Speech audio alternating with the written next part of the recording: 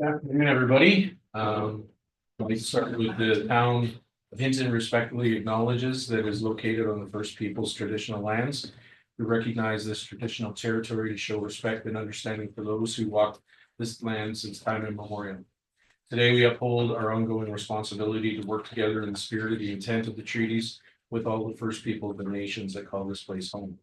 The town expresses gratitude for the opportunity to build a better community on these sacred lands for generations to come. And with that, I'd like to call this committee of the whole meeting to order for May 27th. Looking first for the adoption of the agenda. Committee, any additions or deletions to the agenda? Seeing none. Administration? Thank you, Chair. Just because we have two RCMP members here for 5.3, would we be able to move that up to the first item on the list to 5.1? Okay.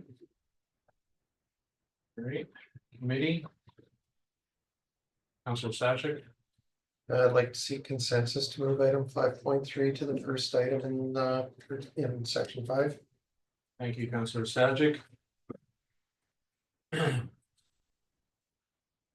Let's get that set up here and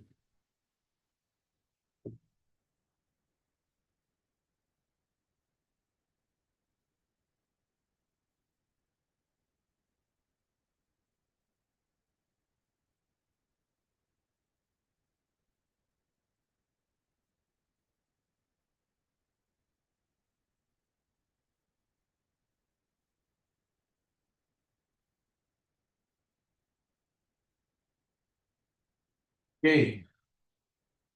I'm on our screen to move 5.3 to 5.1. Sorry, it'd be 5.1 instead of 4.1. So we can.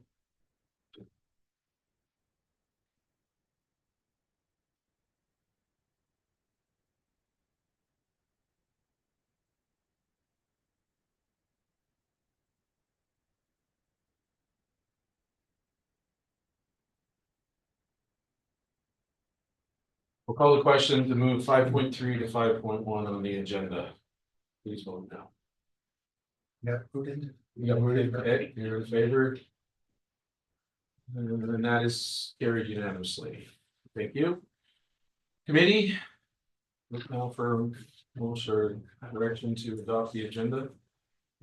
As amended. Member Nissen. I'd like to see consensus that we adopt the agenda as amended. Perfect, thank you. All right, committee, we'll call that the question. The committee adopt the agenda as amended. Please vote now. Perfect, and that is carried unanimously. With that, we'll move on to citizens Manitoba Council. Is there any citizens registered for Manitoba Council? No, there's None today. All right. So we will then move on to our delegations and presentations. And we have a Q-Trick presentation, the final report. I will hand it over to our delegation.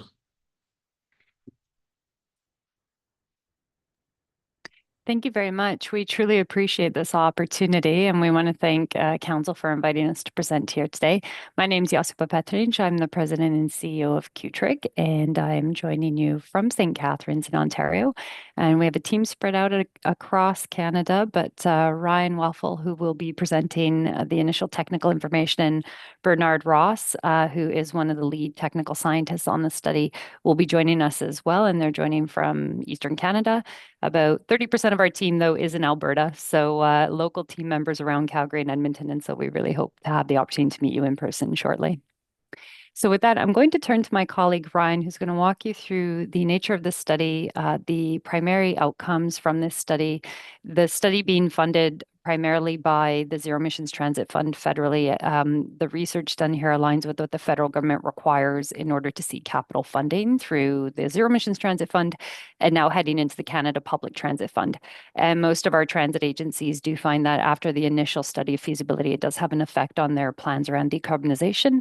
And so we're really open to answering any questions you may have and then discussing with your transit colleagues next steps going forward as well. So with that, I'm going to turn to my colleague, Ryan.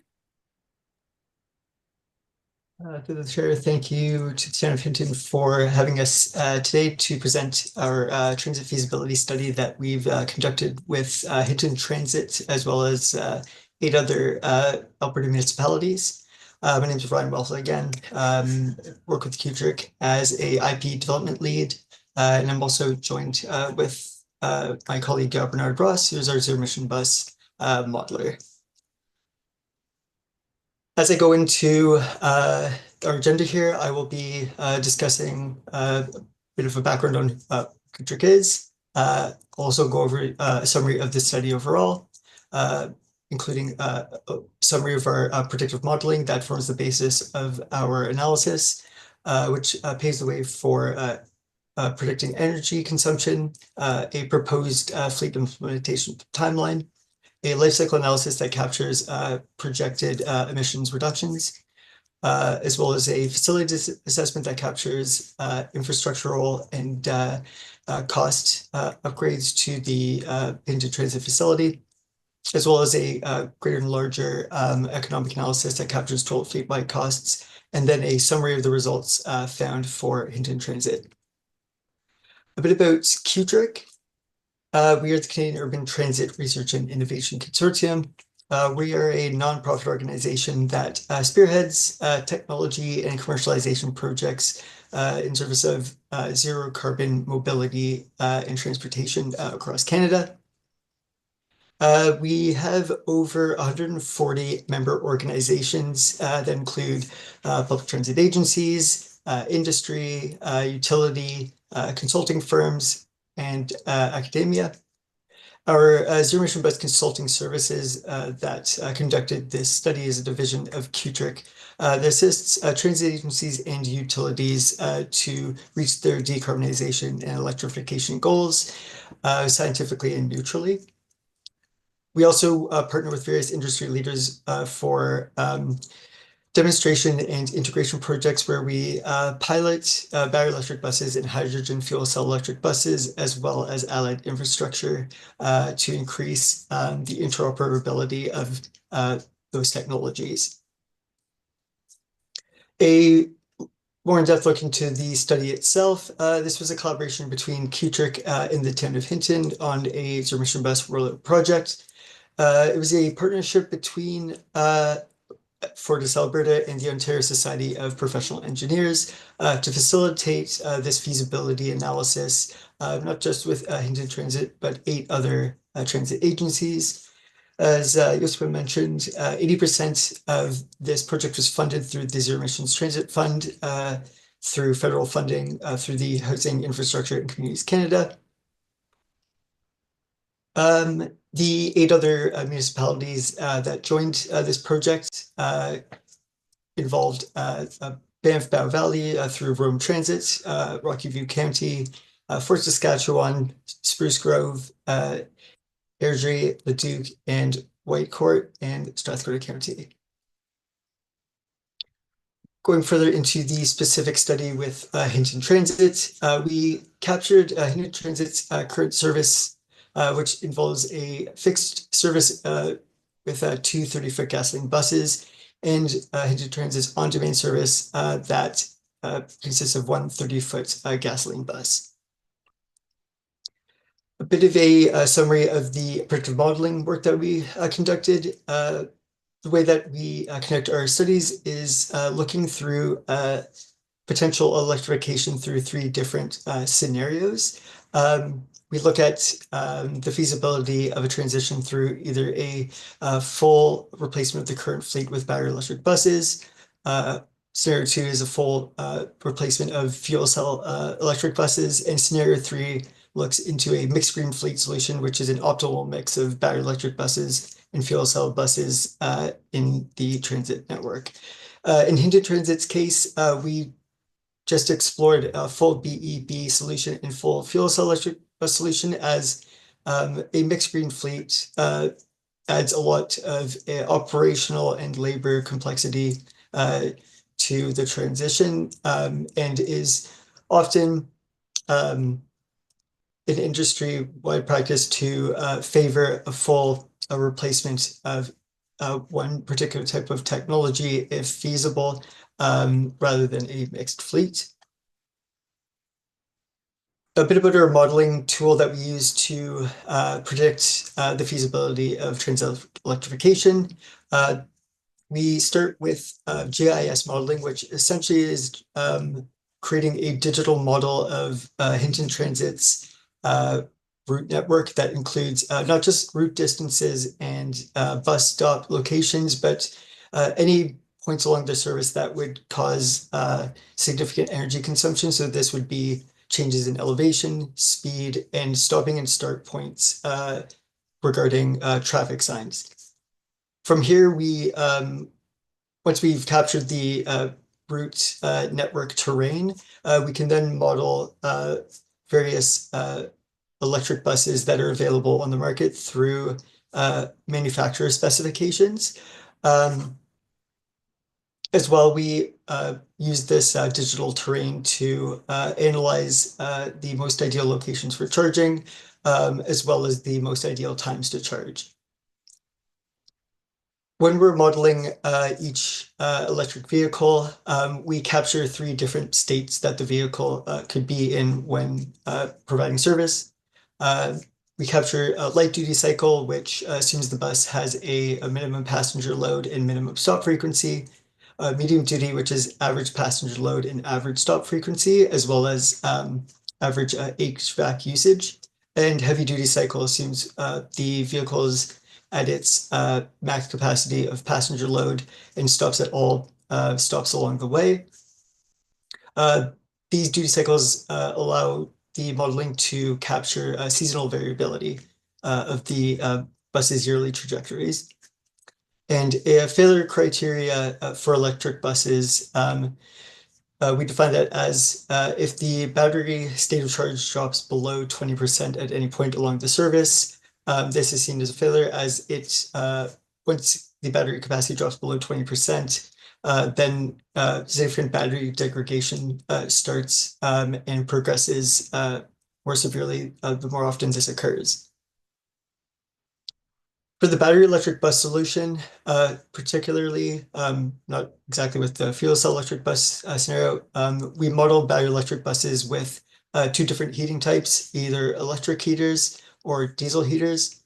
While diesel heaters have emissions of their own, quite often the diesel heater battery electric buses produce fewer emissions depending on the provincial grid. So in Alberta's context, because the grid emissions intensities of the Alberta grid are more intense than other provinces, the extra electricity use produces more emissions, not through the tailpipe, but in the wider sense of the source of electricity. So we look at the whole life cycle. In terms of charging strategies that we model for, we typically capture either charging strategy 1, which just assumes that a bus is charging at the depot, or charging strategy 2, which assumes that a bus could charge in depot or en route mid-service. For the Hinton Transit context, we modeled depot-only charging as the single strategy. Similarly, refueling strategies concern refueling episodes of hydrogen fuel. And again, similarly, refueling strategy 1 looks into depot-only refueling, with strategy 2 looking at depot with en route refueling. And similarly to the charging strategies, we primarily looked at depot-only charging.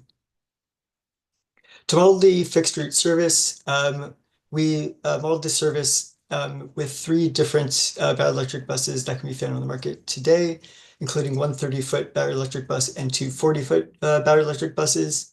And we modeled fuel cell electric bus performance with one 40-foot fuel cell electric bus. The results of our analysis looking into energy consumption show the following. Each of these graphs show the higher up we go in the graph, the more energy a electric bus needed to use to complete its service.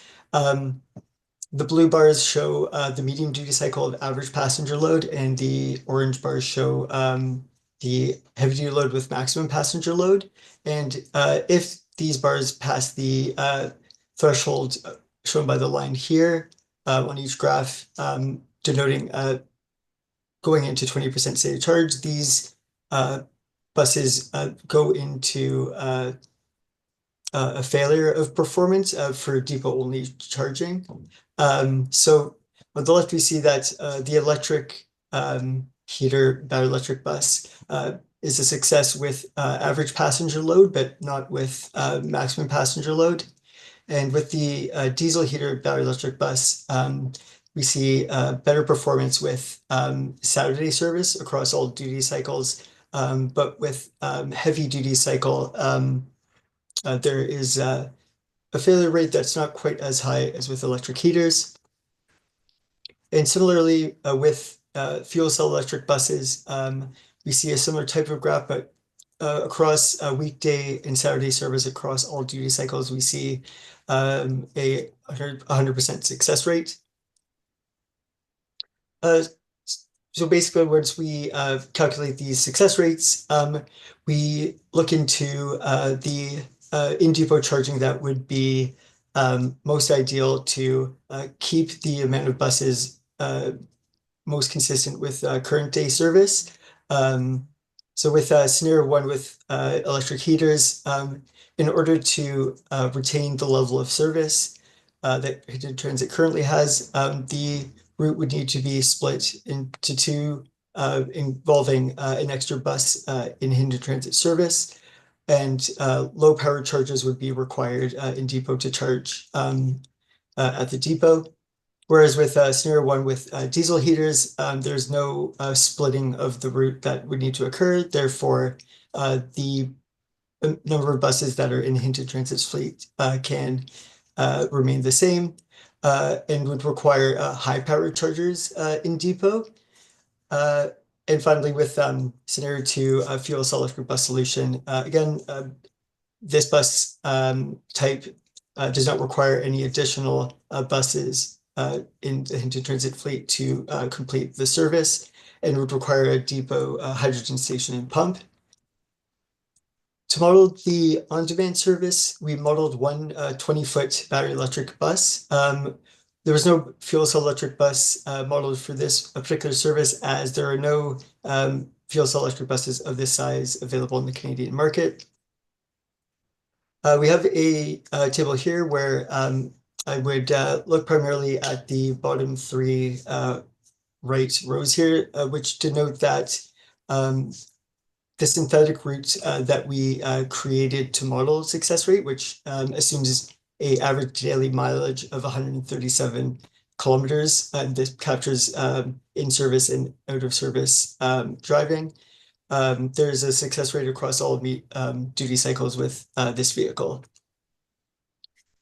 So after the energy analysis, we use these results to recommend or propose a fleet rollout and a fleet configuration by a year that makes the most sense for the agency's plan. So by 2040, for the base case gasoline fleet, which is the current day fleet, if Hinton Transit were to not electrify, the fleet would remain with two 30-foot gasoline buses for fixed route service and one for on-demand service. But with scenario one with electric heaters, the fleet in 2040 would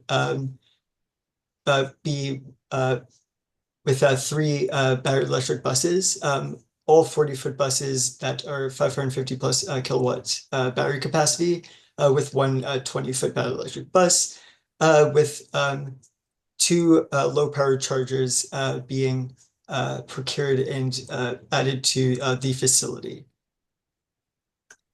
With scenario one with diesel heaters, the fleet in 2040 would include two 40-foot battery electric buses and one 20-foot battery electric bus, where along the timeline to 2040, one high powered charger and one low powered charger would be installed at the depot. And with scenario two, by 2040, the proposed fleet makeup would be two 40-foot fuel cell electric buses with one 20-foot battery electric bus, with the timeline leading up to 2040, including the procurement and installation of one in-depot hydrogen station and one low-powered depot charger for the on-demand transit bus. With that calculated, we then looked into a environmental life cycle analysis, which looks at bus operations and fuel production as to calculate the projected operational GHG emissions. But we expand this life cycle analysis by looking at some of the processes that feed into the transition and result from, including shipping of the buses, charging, manufacturing, facility operations, etc. And the outcomes we saw here are as follows. The far left bar we see here is the GHG emissions that would be expected by keeping the conventional gasoline bus fleet as it is now across time. And with the exception of the highest bar, which is hydrogen fuel produced through the Alberta grid, we see significant greenhouse gas emissions reductions. And again, the grid hydrogen bar is quite high as the provincial Alberta grid is quite carbon intense. So this is reflected in the outcomes here. And sorry, Ryan, if you don't mind going back, I'll just correct one Sure. thing. I think you said we see significant carbon reductions. In fact, for the grid hydrogen, we see a significant carbon. So we'll just clarify that one note there, that on the grid produced hydrogen, it's quite substantial emissions rather than substantial emissions reductions. Okay. Yep. Yeah, I might have said yeah, save for the grid Correct. hydrogen reductions, but it's a good point to clarify there, just because there's a big difference between net reduction. So I thank you for that, Josipa. And as we can see with on-demand life cycle analysis for that specific service, we also see significant greenhouse gas reductions as well compared to the gasoline base case on the left. Again, we have an overview of these graphs here, where the expected base case gasoline emissions would be approximately just under 3,300 tons of carbon equivalent. And all scenarios, again, save for the grid hydrogen scenario, show significant GHG emissions reductions. After these analyses, we look into a facilities assessment where we ascertain the what we need to upgrade in the facility to accommodate fuel cell electric buses and battery electric buses. The added power demand that would be the highest out of all scenarios explored would be scenario one with battery electric buses and diesel heaters, as this scenario includes high power chargers at the depot and therefore the highest energy demand at one point in time, with the lowest added demand being the scenario one battery electric bus solution with electric heaters at 120 kilowatts. However, this scenario does have one extra bus, so this is something to take into consideration when considering electricity costs, but then also capital costs of each bus. Speaking of cost, we also conducted an economic analysis that we can see here on the far left, the total fleet-wide costs of the conventional gasoline fleet, which is significantly lower than the electric bus scenarios. We see here also with, again, an overview of the total fleet cost analysis by scenario, with the significant increases in cost primarily due to the high capital costs of electric buses.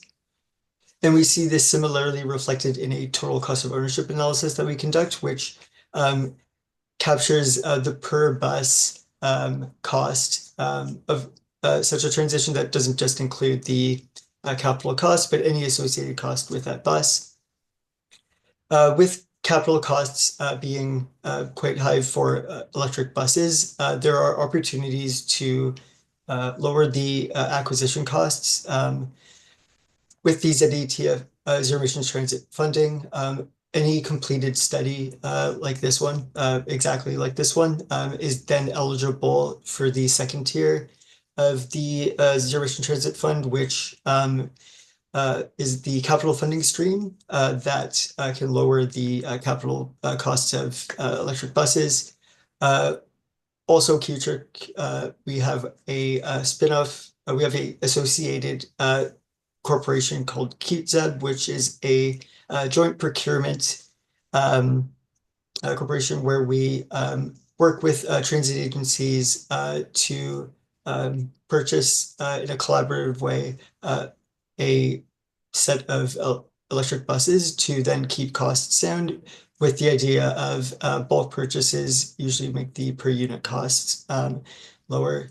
So we're leveraging this to not just lower capital costs for electric buses for agencies, but in work together with transit agencies and facilitate collaboration. Then the total cost of ownership for on-demand buses has a similar proportional difference in cost. And a summary of the results. Looking at each scenario, the scenario that has the lowest or the highest reduction of GHG emissions is scenario 1 with diesel heaters and electric buses at a 39% reduction. The scenarios that retain the same number of buses in 2040 are scenario 1 with diesel heaters and scenario 2 full fleet battery electric bus solution. And the electrification scenario that has the lowest total fleet-wide cost, again, total lowest electric scenario is scenario 1 full BEV solution with diesel heaters at 6.5 million. Well, this has been an excellent project to be working on through working with Hinton Transit and working together to find the most optimal solutions for a carbon friendly future, carbon emissions reduction friendly future. And we hope to continue to work with Hinton Transit along the way. Even though our projects do end, we are always in contact with any agency that we work with, because we want to keep the collaboration alive and make these emerging technologies much easier to navigate. Thank you through the chair. Thank you very much. Committee, any questions for our delegation? Yes, Councilor. Yeah, if I could get a little bit more information around the base, the assumptions of the base cost. Here, I just gotta pull up the right slide. So slide number 39 of 44 is the total fleet cost analysis in 2040. It puts it at $2.9 million. What are some of the assumptions that go into that total cost? Mm-hmm. And perhaps what we'll do, thank you for the question through the chair. We'll walk you through some of the core assumptions, but also some of the empirical evidence. So in the studies, it's a combination of variables that we would have taken directly from the transit agency as empirical factoids, and then assumptions about the growth of costs over time. And so in this case, I'll turn to our colleagues, Ryan and Bernard, to walk you through, in the case of Hinton, what we included here. Sure. Yes, thank you. My name is Bernard Laza, through the chair. We include a variety of data points in our assumptions. So for the 2.9, that is the base case. So that is measuring the gasoline buses and their price points. So we include a variety of data points in that calculation. The first being gasoline price over the course of the analysis, which we have as $1.37 per liter.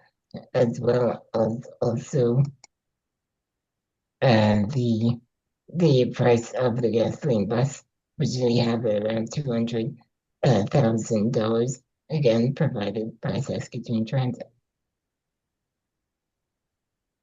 Thank you. Thank you. Committee, any other questions for delegation? Well, seeing none, well, thank you very much for the presentation. My understanding is from administration that you'll still be working together, but as for the project it's come to its end, is that it, correct, CEO? Or Yes, thank you very much for the question through the chair. Yes, so this is part of the overall community of projects with the smaller agencies across Alberta. And so we've come to the end of the first phase of the project. Some of the communities have taken a look at this initial review and then asked for parts of it to be redone based on new assumptions or new decarbonization strategies or timelines. And so in some cases, we're going to the next level for a few of those communities. And in other cases, what we'll want to do is work with your team to determine whether this is the type of material that your team would like us to disseminate. Because the study was done with taxpayer funds, we do try to make sure that we disseminate the results for learning across the country in general. And so we'll work with your team to see if there's an appetite to allow us to disseminate some of these results to other small transit agencies, in particular those agencies that are in grid situations where the grid is not as green as, say, British Columbia or Manitoba or Ontario or Quebec. And so it creates challenges for decarbonization from a platform shift. So those are some of the things we'll be looking to continue in dialogue with your colleagues in Hinton. thank you. Thank you. All right, well, thank you very much. Yeah, I guess we'll say goodnight to you and Thank you very much. thank you. You. All right, so we'll move on to our reports for Min. We'll start with item 5.1, unfreezing one RCMP position and vacancy fill. So I'll turn this over to our CEO and then 7A. Thank you, and I'll pass this off to Ms. Hope to. I was just gonna hand it straight to Shannon. Perfect. Thank you. Mhm. Jen, are you able to bring the report up, or? I think everybody's received a copy of it. We can just kind of go through the report if you wish. Some background information as to how we came to this point. So in October 2022, a motion was made by the Town Council of Hinton to seek information on staffing levels and service levels for the town of Hinton versus surrounding municipalities. In April 2023, Town Council voted and it was decided to freeze 2 of the RCMP positions. The number of full-time positions went from 19 to 17. These positions were frozen but not removed from the organization chart so that they could be unfrozen in the future if need be. In February 2025, a motion was passed by the council to bring a report to future committee of the whole meeting about the unfreezing of one of the 2 frozen positions. That's how we are here today. Okay. So we were on slide 3 there. So we have current staffing levels. I thought it would probably be best to do a bit of a visualization of the detachment. So myself as the detachment commander, underneath me I have 2 PSs, which are public servants, and 2 MEs. Below me I have Sergeant Mills, who's my operations manager, and Corporal Grasdale, who is in charge of our general investigation section. One of her positions in the general investigation section has been frozen, and you'll see them identified in the red on the screen there. Another one of the frozen positions would be in general duty in the municipality side for a constable. I have 3 corporals. 1 is a rural member, and then 2 are municipally funded. And then we have 2 more constable positions that are funded through the provincial government. In regards to our current staffing levels, so I do currently have 19 positions. With the 2 frozen, we have 17 positions that are funded through the municipality, town of Hinton. So we do have 1 member who's on long-term ODS, which means off-duty sick. I have 1 member who's on parental leave till October. one position that was vacant and just recently filled by a member of Slave Lake who came to our town within the last couple of weeks. And I have one more position being filled by a member out of Mournville. He will be here in June. With those coming in, we also have 3 and potentially 4 going out. So currently we're working with a FTE of 12.9 out of the 17 positions that are funded. So the next one is a chart of the 2024-2025 fiscal year. So we go from April to April. And you could see the beginning of last year, April, we were at 14.5 out of the 17 positions filled. And just going back, the medical and the parental come out of that 17 and are not paid for by the municipality. Going into quarter number 2, we dropped a little bit below, closer to the 14 mark. Quarter number 3, we're at 13, and quarter number 4, we're currently sitting at 12.9. So like I said, the town only pays for the positions that are filled. Cost per member, broke this down a bit because as we have 10,000 people, it's a shared cost with the province, and the town of Hinton pays 70%. And so each member costs the town of Hinton $173,630. So it's kind of broken down a little bit there on that next slide. Cost of policing to the town of Hinton. In December 2024, the estimated costs per quarter were $768,000 per quarter. As we move into May 2025, quarter 1 was at the 768, quarter number 2 was at 768. And then as it gets into quarter number 3 and quarter number 4, it's able to flush itself out and balance more with our actual FTE. And the costs were reduced to 618, and then quarter number 4, we were at 468. The reduction between the estimated costs and the actual costs were 3.1 versus 2.6, the actual costs. So the request to the town of Hinton to unfreeze one of the positions would be a focus on the traffic enforcement within our town. A little bit of background: in 2023 and 2024, traffic enforcement was done in our town through Alberta sheriffs who are on the highways, provincial RCMP who are based out of Edson. They also do the highways. Photo enforcement with our contract that we had within the town, Hinton municipality enforcement within the town, and then Hinton RCMP, which have highways and the town. So we fast forward to 2025. We have no contract with photo enforcement. Hinton municipal enforcement has 1 officer out of 2 currently staffed. Edson traffic unit spent 3 days in Hinton in the month of March. And all other units do enforcement on the highways and not within town limits. So the goal of unfreezing this position would to be increased traffic enforcement and education within the town, which are our identified priorities within the town. Statistics are something I pulled from the Edson RCMP. They report to us every 4 months as to the work that they do within Hinton. So you can see, because they're based out of Edson, they wrote 164 tickets within Edson for the month of March, and we got 24 tickets. So quite a decrease because they're based out of the town of Edson versus the town of Hinton. So finding a traffic position and what it looks like. So if this position was funded, the members' priorities would be to conduct traffic enforcement within the town of Hinton with a primary focus within town limits. Organize and complete check stops on long weekends and Christmas seasons with a focus on impaired driving. Attend school function and provide education on impaired driving as well as distracted driving. Complete traffic operations and partnerships with the Hinton Municipal Enforcement, Alberta Sheriffs, as well as the CM Police. And this member would be required to report monthly to myself on stats from the traffic enforcement, as well as joint force operations and education initiatives such as MAD, and we have a number during the Christmas season that we do. Increased revenue to the town of Hinton. So as a traffic position, fines collected on violation tickets issued for traffic offenses that occur within the municipality greater than 5,000 pays for its, and it pays for its policing.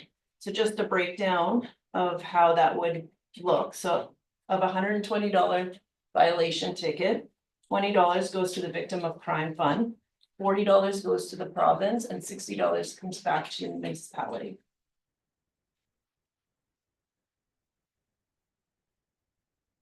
Subject to any questions that Mayor Council have. Great, thank you. Committee, any questions for Attachment Commander or to administration on this? Fairness of. Thank you, and through the chair to our presenter. Just in terms of the percentages for tickets. On this slide here, you've got 20, 40, 60 as percentages. That doesn't add up to 100%. The dollar value makes sense. But what is the error in this formula here? I believe it's dollars versus percentages. Sorry, that is, I correct that. So it is dollars versus the percentages that were on that slide. Perfect, yeah, so that was done with the math of $120 ticket. Yes, thank you. Perfect, thank you. I myself, and I guess I'd like to go back to what a member costs, because when the public sees that number, I guess, how does that break down? So to of $173,630, because I don't imagine it's all salary. But how does that break down if that's a cost per member to the town? There's a number of items that the municipality pays for, and not specifically just the member's salary. So the costs would include the vehicles that the police drive, the gas, the administration side of things at the detachment, whether it's our police system, the public servants that work within the detachment, our cell block, when we have prisoners, our cell block does cost money. So it's encompassing quite a few other numbers as well as the member's salary. Yeah, okay, I just wanted to clarify that for up there. Okay, I guess no one else in queue. I have a question on the off-duty sick. Because my understanding is, because you know, we had this in one of our organizations too. There was a person off, we didn't fill it, but then finally we filled it. So what is the policy on the RCMP when you have a person who's off-duty sick long-term? Are you able to fill that position at all? Because I know it's not coming out of our budget, but it's impacting the amount of officers. So is that something that you are able to fill while that person's on long-term until they come back, or is it stay empty? So I have been working with staffing as well as health services to come to a resolution. At this point in time, I'm unable to staff that position. But I also have a number of senior members who I have placed into the acting position to make sure that I have proper supervision in the detachment. And so I do have an acting corporal in that position. He is set to transfer out as well, but we are unable to fill those positions until that person either decides to transfer, come back to work, or retire. Okay, thank you. Councilor Magoon?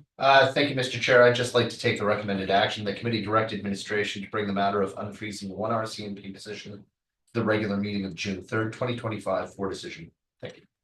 Thank you, Councilor Magoon. So committee, we have a direction, the committee direct administration to bring the matter of unfreezing one RCMP position to the regular meeting of June 3rd, 2025 for decision. Any questions or comments? Councilor Stashik? Thank you, Mr. Chair. Question for Staff Sergeant Craig Manny. Is it safe to say that we are never actually fully staffed in your experience?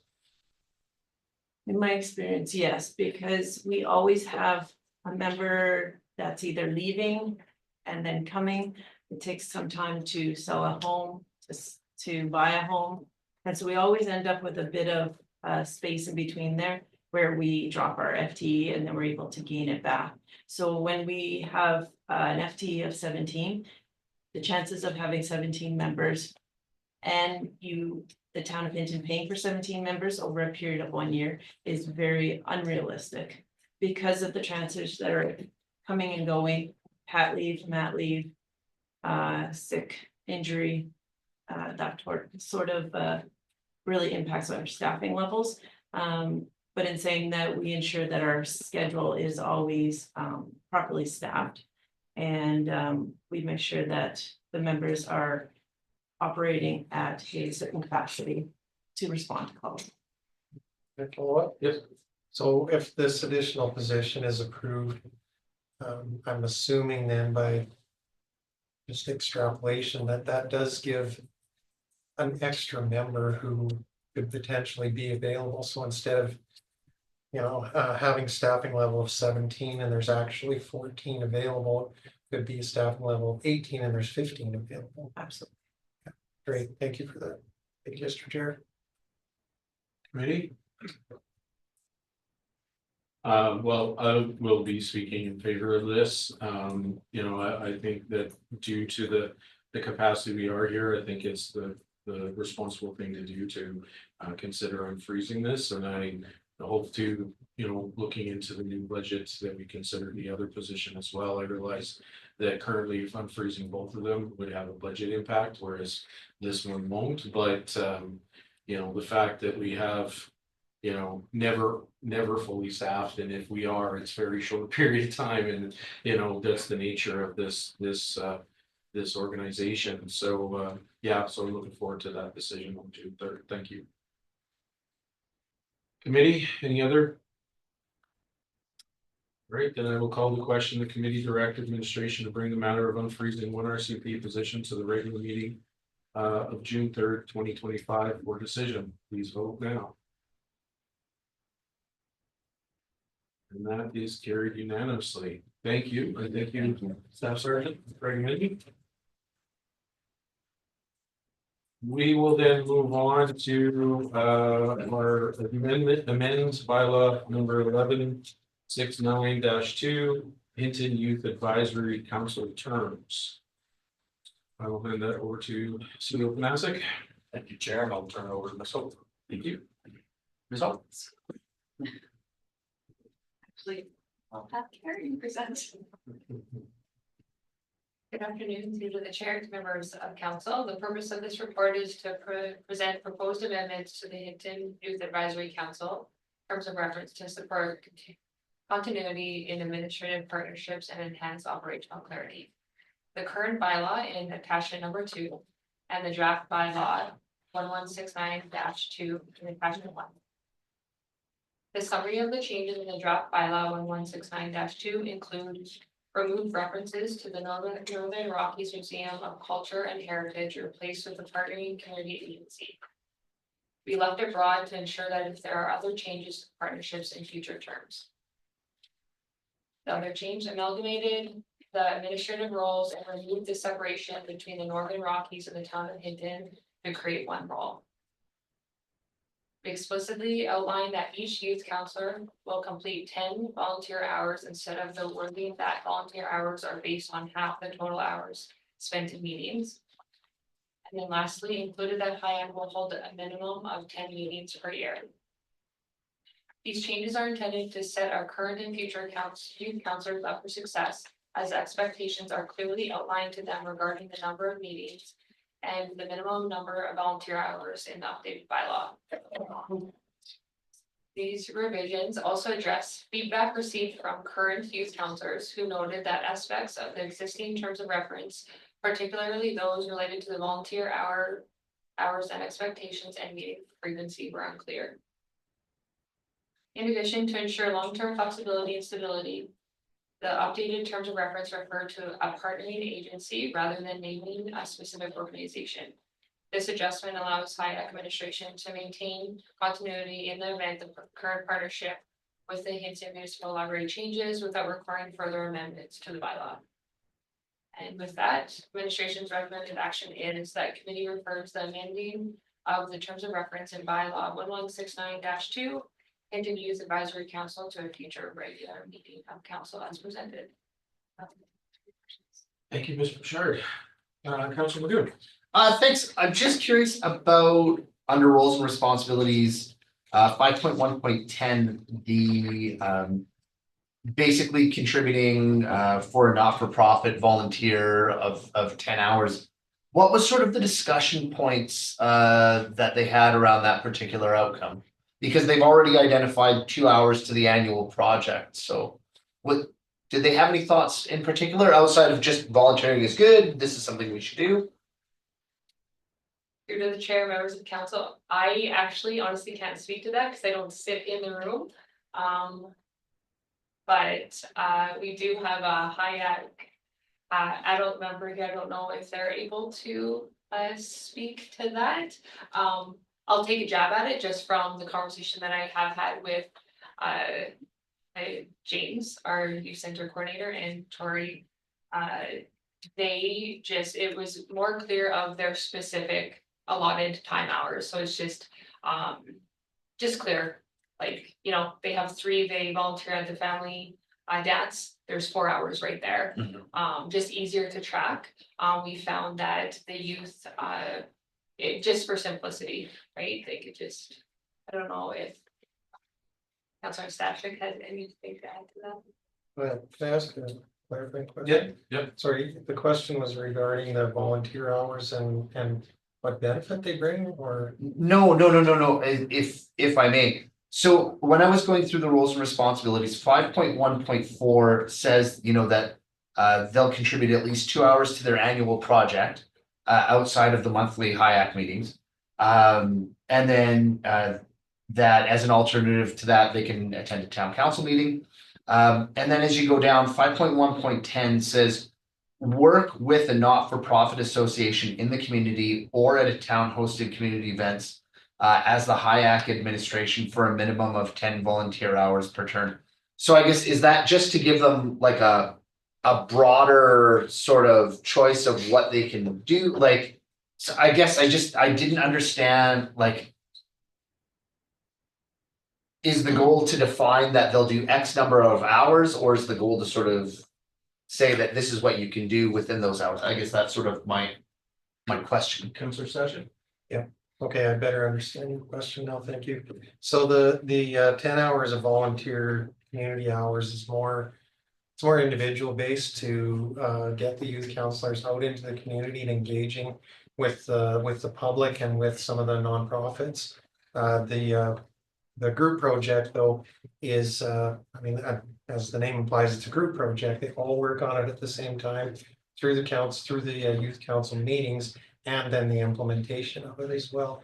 So it just broadens their exposure to engagement with the community as youth counselors. Sorry, and if I can comment on that, Yep. I think that's great, that they support that moving forward. I think that's pretty awesome. So, thanks. I have myself, and it's more of a comment than a question, but I definitely appreciate the change into the partnering agency. That sure does open it up to other possibilities, you know. I know the library is going to be a partner, but you know, if things change, then you have that opportunity to partner, so that's fantastic. And clarifying the hours and things like that. I guess one other question I have, and it's probably gonna be more for Councilor Stashik, because I know you folks are in the meetings, but one of the things I found for myself, as on that committee a few years ago, the 2 hours seemed to be rushed time at times. Was there any consideration in the length of meeting times a change, or was that at all discussed, Councilor Stashik, during these deliberations for changes? Yeah, please. If that was to me. Yeah. Unless it was at a meeting where I was unable to attend, I don't know. Did these discussions occur at a meeting of the youth council? Through to the chair, so yes, in collaboration in the adult meeting, and then also with the youth too. That was shared with me. Okay, it must have been in a meeting that I was Was not not. then, because I don't recall having this discussion. Okay. But in terms of your question though, was the time is 2 hours? Yeah, so I was just wondering, because I know that when I was on there, you know, by the time you have dinner, you know, in between, it really kind of stretched, you know, or compressed it a lot. So, and I know you're very active in the deliberating different things and, you know, and trying not to limit things. So I just was curious if any conversation happened to extend that, you know, past 2 hours, or if there's a, in the bylaw that, you know, if it's a motion of, like we do, to extend past 4 hours, you know, has that ever been considered for that group? So that's my only, I guess, my question. Yes. Okay, so not being able to speak to the discussion around Right, it, I right. can confirm that 2 hours is sometimes not enough to get through the agenda, and sometimes it's getting pretty rushed towards the end. Understanding though that a lot of the youth counselors, they don't have their own way to get to and from meetings. They have people coming to pick them up. Right. So it's important to try and stick to the timelines. That said, though, yeah, there's really around an hour and a half of actual meeting time, which is often not enough to fully explore all the agenda items adequately, in my opinion. But yeah, it'd be interesting to know what the youth counselors gave as feedback for that. Yeah, so if I may, I'll turn to administration, and was there anything shared with you in regards to meeting time, like the length of meetings and possibly adding an extension by motion or anything like that? Here to the church, members of council, nothing like that was shared. Tori updates me following HIAC meetings too, and that topic has never came up. But it is definitely a good point to look at. So if I may, I'm definitely not gonna change the bylaw at all at any point, but I think that, you know, if administration can take back to the adults of the group and, you know, maybe not for this term, but in the future, relook at the bylaw, I think that would, you know, at least giving them the opportunity to make that motion to extend, if need be, I think would be a valuable, part of it, so that they can have a fulsome conversation without feeling rushed, so. Thank you, Councilor Magoon. Yeah, another question I had, whether it's discussion for council or administration, if they have an understanding related to section 5.1.5. So it says, as an alternative to 5.1.4, youth counselors can contribute up to 2 hours of attendance at a town council meeting. I guess my question was this: these are some pretty plugged in young folks who, you know, they're here because they want to be, they're engaged. And I'm wondering, I don't think it means this, town council meeting.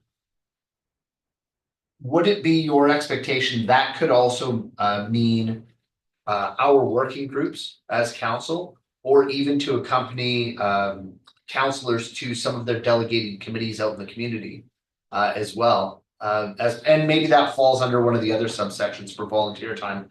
It's just, I guess my thoughts around that were, like, case in point, if they attended with a counselor, say an ASH meeting, you know, or a policing committee meeting, feels a little bit more real. They're, you know, it's boots on the ground. They actually get to see some of the work that counselors are doing and maybe feel like they're in the mix of what really happens as an opportunity as a youth counselor. And I can't think of, I've been running through some of those scenarios in my head with those meetings. They're all pretty safe meetings for those young people to attend, and it really gives them a good view about some of the work that does happen in the community that council is involved with. So I guess really that's for a counselor, for administration. That was my thought around that particular section. And through the chair of the rest committee, my interpretation of that section is it would be just a town council meeting. Okay. It wouldn't incorporate those committee meetings. And I think if you would want to open the doors to alternative committees or other things, I would recommend that committee make an amendment to say a town council meeting or a sanctioned council committee. If I can, I guess for me to follow up with that, and the interpretation of not-for-profit association too, it would, I mean, I get the intent of 5.1.4 with what's that one? The town council meeting, yeah, 5.15. I get the point is, if they're unable to attend a meeting, they can come to a council meeting and make up that time. But under 5.1.10, maybe that is a possibility for to recommend that, they could come and volunteer their time at some of our committee meetings and understand that as well, both benefit from being part of it, like an ASH meeting and getting, what's happening behind the scenes there, but then also that volunteer. So I don't know if that's, part of 5.1.10, but I would see that potentially, but I mean, it's a little different than volunteering your time, say at the SPCA or the food bank, but it's still taking time out of their day that's extra to learn more about the organizations in our community. So to that end, that's where I kind of see that fit for that possibly, but that's something for the group to talk about, because I know when I was there, I'm sure Councillor Stashik the same, is they provide different things they can the group can volunteer for. If they could add that to it, maybe that's a possibility, so. Just a thought, Mayor Nissen? Thank you, and just to that point, I'd like to remind committee that these are school children. Yeah. And most of our additional boards and committees, as you're fully aware of, happen during the school day. Yeah. So it might not be a particularly viable option for them.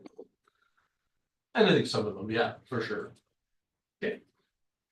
Committee, any other questions on the change of the bylaw at this point, or any direction? Councillor Stashik? Thank you, Mr. Chair. I'd like to see consensus. The committee refers the amending of the terms of reference in bylaw 1169-2 Hinton Youth Advisory Council to a future regular meeting council as presented. Thank you. Would you like to speak to it, or? No, that's good. Thank you. Thank you very much. All right, committee, we have a direction. The committee refers the amending of the terms of reference in bylaw number 1169-2 Youth Advisory Council to a future regular meeting of council as presented. Any comments, questions? Seeing none, we'll call that question. Please vote now. And that is carried unanimously. Thank you, committee, and thank you, administration. We're gonna move on next to 5.2, well, it'll be 5.3 now, but the River Valley Agricultural Society fence request. And I'll turn it over to CEO Panasic, which it looks like Nikita. Ms. Hope is gonna. I'll take this one. Okay. So the River Valley Agricultural Society received a grant from the Red Cross for emergency preparedness. And they would like to use that money to install a fence for livestock pens. The proposed area is land that the town of Hinton jointly owns with Yellowhead County. And so that's why we are bringing this to you guys for discussion and approval. Great, thank you very much. So, committee, any questions for administration? Mayor Nissen? Thank you. I'd like to take the recommended action. And while our secretary is typing that up, I'll speak to it if I may. I think this is a fantastic initiative from the community, and great work on the River Valley Agricultural Society and finding funding through the Red Cross grant program to do this as an emergency preparedness initiative. We've seen this area used 2 summers in a row for emergency response, supporting communities surrounding our community here in Hinton, and I'm happy to support this and see this move forward. Thank you.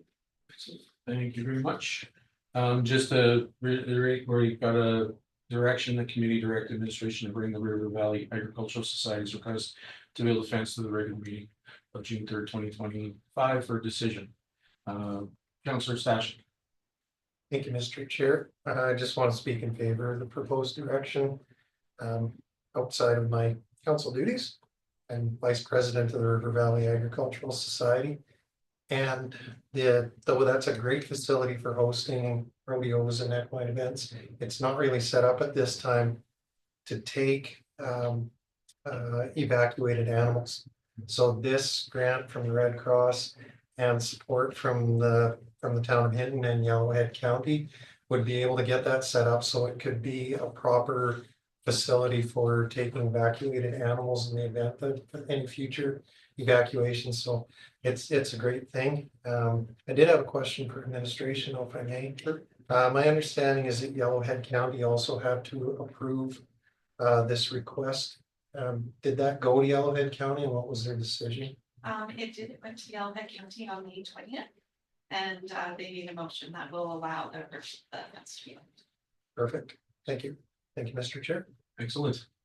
And I myself, I too, I think this is a great initiative. You know, during the Jasper wildfires, that society really stepped up and, you know, to a point of transportation of the animals and then using everyone else's options, you know, we have personal options in that area. So having this dedicated, you know, for housing those animals that may be evacuated, I think is phenomenal and great. And I'm sure it can be used for other things as well as necessary. So I definitely am in favor of this. So thank you. Committee, any other comments? Questions for administration?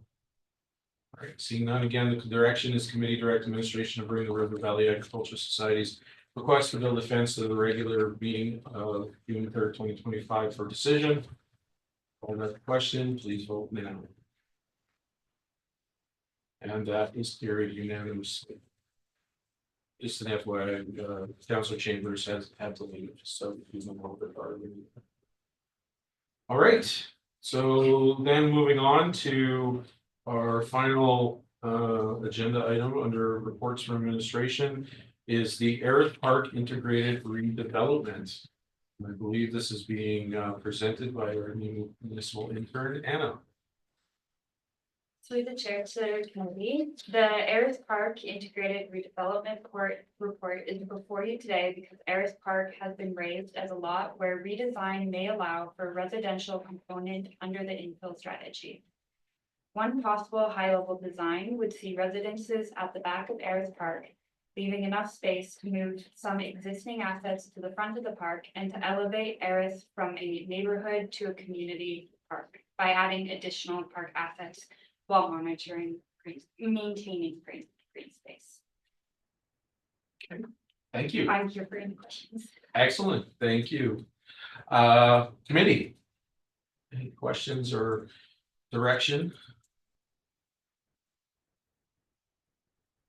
Councilor Good. I don't have any questions. I'd take the recommended action that committee refer the Aerith Park integrated redevelopment item to the next regular council meeting of June 3rd, 2025. Okay, thank you, Councilor Goon. Committee, we have direction, the committee refer the Aerith Park Integrated Redevelopment item to the next regular council meeting of June 3rd, 2025. Any comments or questions? So I guess I have one that's a clarifying question, because the motion, part of it is looking at that residential component to it. So is that what's coming to the regular council meeting of June 3rd, to that it's a reintegrated, that it's a, you know, both recreation and residential area moving forward? Is that the plan?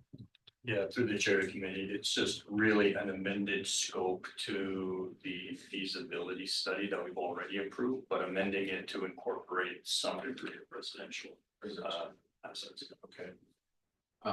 I think for me, I'm definitely in favor of this. I think that's an area, you know, that has a lot of, yes, green space, but unused a lot of the times. And I think it's a, you know, great opportunity to create somewhat of a community there as well. I know that there was some at one point the talk of having that all-wheel park there, but that didn't come to anything. So I think that's a perfect area to consider, especially with our housing issues.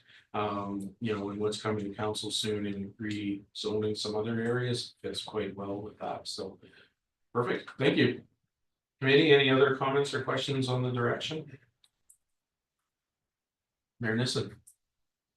Thank you. And through the chair to administration, I guess I just want to make it very clear what this direction would effectively do. So at the next regular council meeting, should this direction go forward, It's my understanding administration would bring forward a report to change the scope of the feasibility study for the park plan. And that is it, just the scope of the feasibility study at this point. Through the chair, that's correct. Okay, so this is not council or committee saying, yes, we're interested in residential development in Arrowhead Park. This is saying, yes, we're interested in potentially looking at it in the future. Through the chair, that's correct. Thank you for the clarification. Thank you. Thank you, Mayor Nissen. Okay.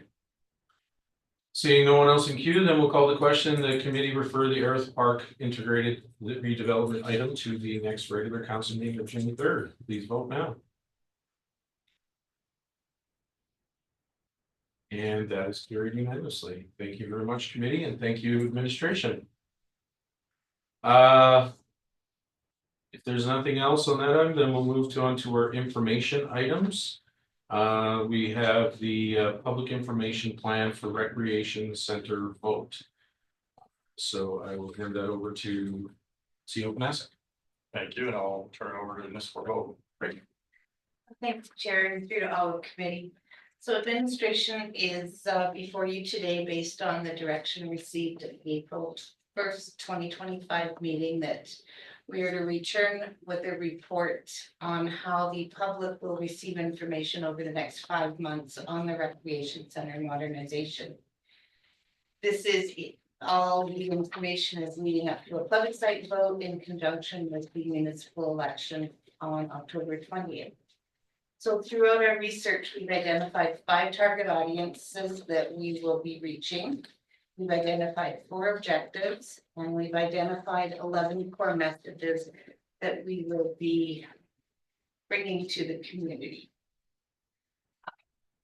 With those target audiences, objectives, and core messages in place, we then developed a plan to facilitate getting the information out to each of the target audiences.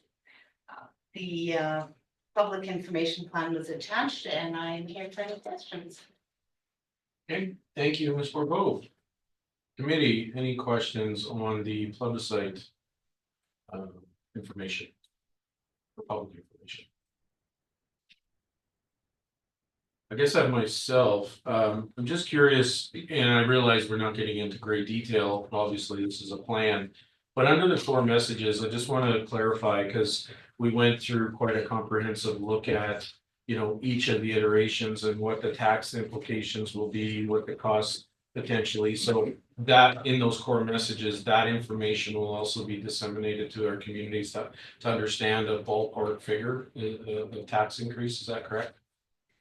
Through the chair, that is correct. We're currently making sure that that information is in the communication package clearly, and everyone will be well aware of what the information is and how it pertains to the ratepayers. Okay, perfect. Thank you. Committee? Any other questions on the public information plan?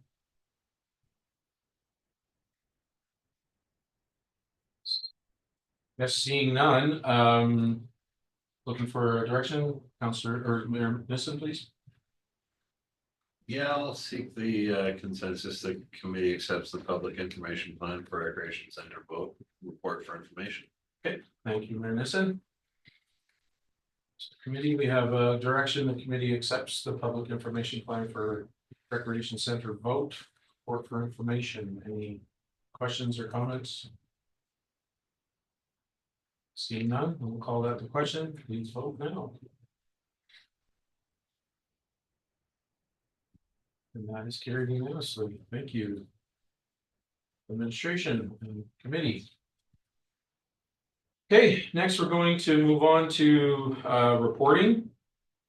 And looking for council reports. So I'll start to my right here with Councillor Magoon. Thank you, Mr. Chair. Nothing to report. Okay. And Councillor Stashik. Mr. Chair, I have nothing to report. Mayor Nissen. Last week. We have a few things to report. Sure.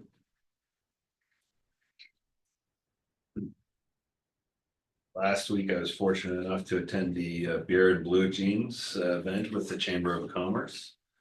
It was a nice event over at the Overlander. Good opportunity to just connect with members of the Chamber of Commerce and give some updates from where things are at the town of Hinton.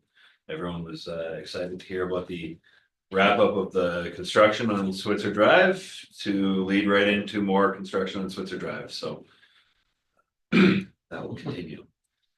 There was the second annual Unity Summit at the Legion on Thursday and Friday of last week. That was a fantastic event. Seems to be a growing event. I was very appreciative of the opportunity to speak in the introduction and then attend some of the sessions. I know Councillor Race was there as well. On Thursday, we had a board of directors meeting for Community Futures. And as we saw in our agenda package last week, the Community Futures AGM is coming up next month. Had an Evergreens board meeting as well to those audited financials. Nothing really there for council. Father Gerard Redmond Convocation was last week and they had their prom this weekend. So congratulations to all of the grade 12s graduating this year. We had a Public Works Week barbecue last Friday up at the infrastructure building. I want to say thank you to administration for putting that on. Great burgers, best burger I had all day Friday. And then the Vista Mine had their family day on Saturday, and I was fortunate to attend that. And I did not realize that we had so many bouncy castles around town. I think there were 8 solid bouncy castles and a number of other bouncy type structures. So that looked like a lot of fun. And that's all I have for council this week. Thank you. Thank you, Mayor. Listen, and for myself, yeah, my apologies. I intended to attend the Beer and Blue Jeans, but I had to attend a historical society meeting in Councillor Chambers' absence. So I attended that, and lots happening there. They have a new summer student at the museum, and pleased to say it's also someone who grew up in Hinton. So it's nice to have them, an opportunity for them to come back to the community and give back. They've been off at school and applied, and easier to find a place to live too when they can live at home. So that's going on, and I believe they had their forging weekend this past weekend, and it was full. And I saw some nice Facebook posts on they were building knives this time. So there'll be another one, I'm assuming, in the fall, like usual. So there is also, if anyone's interested, they are doing a course on freight canoe. So there's can't remember the cost to it, but in June, there's a couple of weekends where you can learn and get certified in taking a freight canoe out. So you can give them a call and they can fill you in that or look on the website. I also attended our ASH meeting, Art Society meeting on Sunday, and business as usual is going on there. Lots of things happening down there, and we won't have another meeting until September now. So everything's status quo there. We do have an event. It's almost sold out on Thursday night. The Median Comedian. Comedian is she's a median and this comic to it, and so it'll be an interesting evening. I'll be attending that. I had my library board meeting last night. We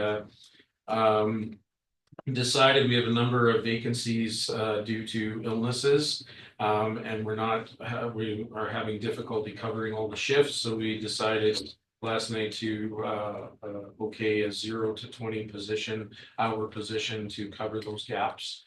So that was advertised, and we also hired our summer reading club person as well. And this Thursday, I'm going to be attending the FCSS regional Yellowhead spring meeting. It was in person, but now they've changed it also to virtual.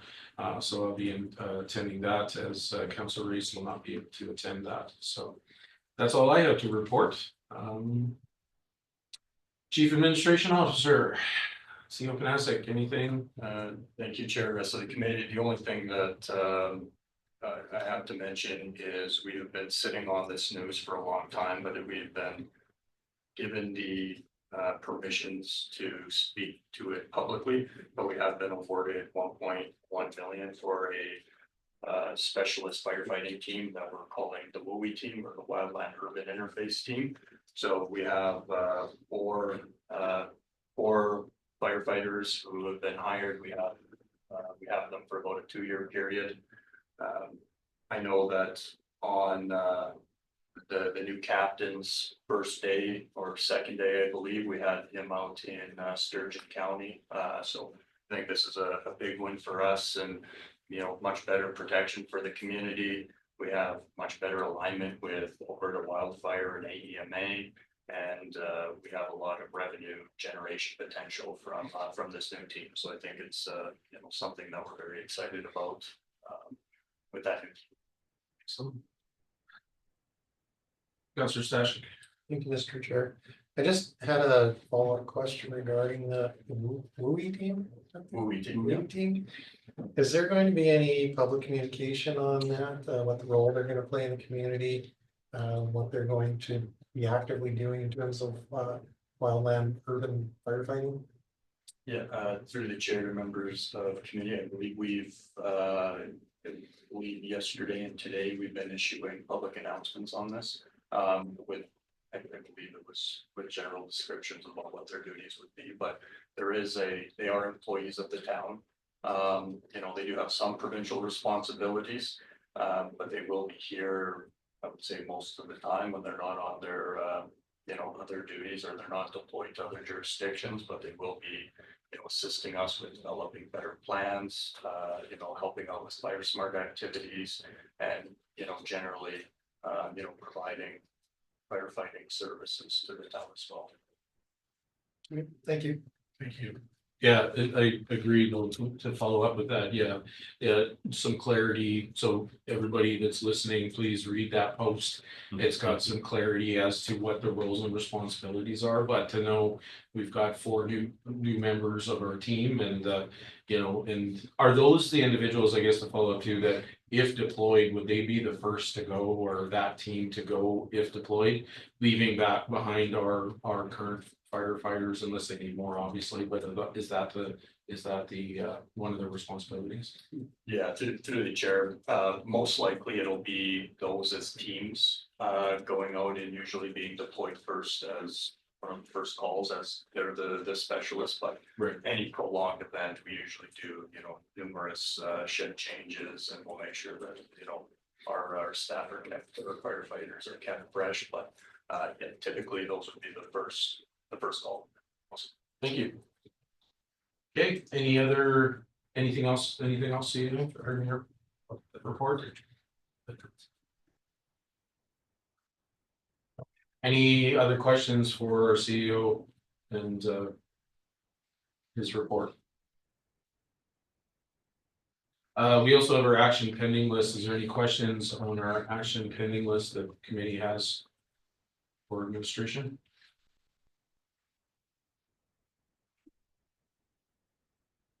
Seeing none, then we'll move on to correspondence. We've got a couple of things. We've got our community policing report, RCMP. We've got upcoming engagement on Alberta Police Funding Model. So there's upcoming engagement on that, and then an email from the Primary Care Alberta Committee. Any questions on that or any direction?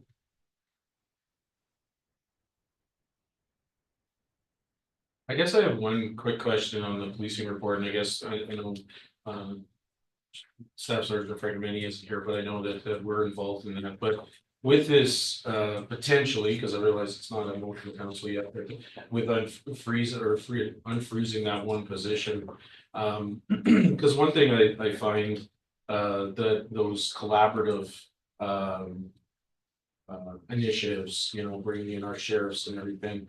But one thing that I've noticed, and it's been brought to my attention, especially during the construction of Switzer there, we get a lot of people that come down that stretch and use their Jake brakes at all hours of the night and everything. And it's been commented a lot on. It's been so nice since that construction, and then we haven't had, plus the road bans with the amount of traffic because there is no retarder brakes down there, but I'm hoping that, with that unfreezing and the traffic that, more initiatives will be taken with the sheriff and us and collaborate together to, especially do check stops and things like that, because we don't see a lot of those in our community as often as I'd like to. So is that hopefully the plan, administration, to work with our liaison, and maybe this is to Councilor Magoon as well, but to discuss at the policing committee and, at administration level, so, yeah.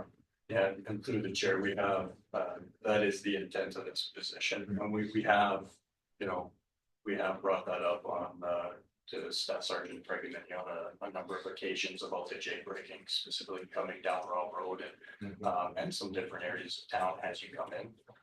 We do receive some, quite a few complaints about those, so we have brought it up. We are working with the different organizations and our private partners to try and reduce that as much as possible.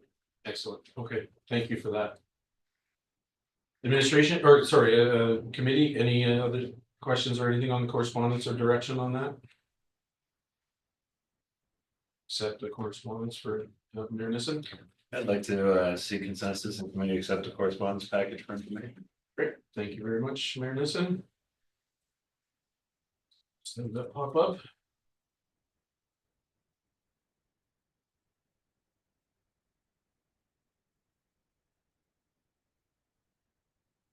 Okay, we call the question, the committee accept the correspondence for information, please vote now. And that is carried unanimously. And well, look at that, half hour before the game starts, so I think. Councilor Stashik. Mr. Chair, I'd like to move the committee adjourned. Thank you very much, Councilor Stashik. We have a direction to adjourn the meeting. Please vote now. And that is carried unanimously. Thank you very much, everybody. Going home to watch the game, enjoy.